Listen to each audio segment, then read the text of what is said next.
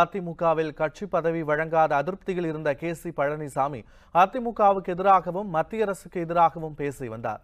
இதனால் அவர் அதிமுகவில் இருந்து நீக்கப்பட்டார். இதையடுத்து அதிமுகவின் கட்சி விதிகளில் திருத்தம் செய்ததை எதிர்த்து கே.சி. பழனிசாமி டெல்லி உயர்நீதிமன்றத்தில் வழக்கு தொடர்ந்தார். இது தொடர்பான வழக்கு நீதிமன்றத்தில் நடைபெற்று வரும் நிலையில் கே.சி. பழனிசாமி மீண்டும் அதிமுகவில் இணைந்துள்ளார். அதிமுகவின் ஒருங்கிணைப்பாளர் ஓ. பன்னீர்செல்வம், இணை ஒருங்கிணைப்பாளர் எடப்பாடி கே. பழனிசாமி முன்னிலையில் அவர் கழகத்தில் இணைந்து கொண்டார். பின்னர் சென்னை நுங்கம்பாக்கத்தில் செய்தியாளர்களை சந்தித்த அவர் அதிமுகவிற்கு பொதுச் செயலாளர் தேர்தல் நடத்தப்பட வேண்டும் என்பதில் உறுதியாக இருப்பதாக தெரிவித்தார்.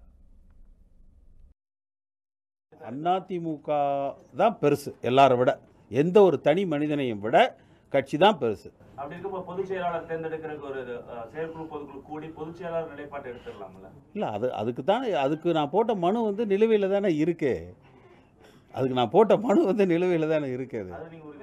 எது அந்த நிலைப்பாட்டில் ஒரு பொதுச் செயலாளர் தேர்ந்தெடுக்கப்படணும் அப்படின்னு? ஆமாம், அந்த கருத்தில் உறுதியாக இருக்கிறேன். நீங்கள் இப்போ இதில் இப்போ ரீசெண்டாக இதில் கொடுத்தாங்கல்ல ஒரு ஜட்ஜ்மெண்ட் 2 லீஃப் கேஸில், அதில் பேரா 52 படித்து பாருங்கள்.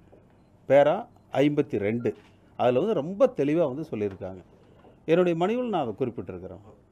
ஆனால் அது என்னுடைய கருத்து மட்டுமல்ல, ஒவ்வொரு அதிமுக தொண்டர்களுமே ஒரு பொதுச் செயலாளர் என்பவர் இருந்தால் நல்லாயிருக்கும் அப்படிங்கிற அந்த கருத்து இருக்குது. அந்த கருத்தை நான் முதல்ல இருந்து சொல்லிக்கிட்டே இருக்கிறேன்.